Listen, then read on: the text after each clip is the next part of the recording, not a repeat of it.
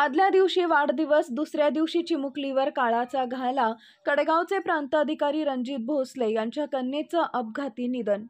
कडेगाव पलूसचे प्रांताधिकारी रणजित भोसले यांची कन्या इक्षिता रणजित भोसले वय वर्ष 6 राहणार राजवडी तालुका मान जिल्हा सातारा हिचं अपघाती निधन झालंय.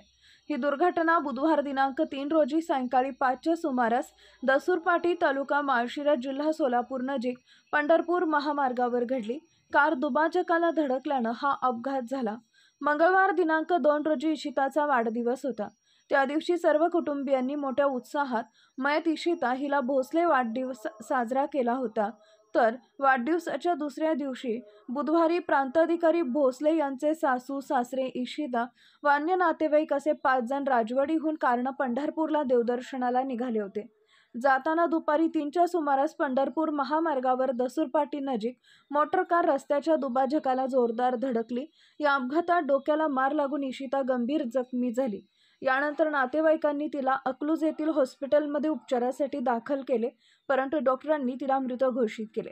अपघातात कारमधील अन्य 4 जण किरकोळ जखमी झाले.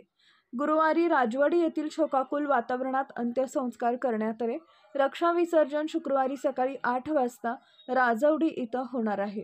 आपला जिल्हा, आपली पॉवर मराठी न्यूज नेटवर्क. एकच नजर चौफेर खबर. Power Marathi news.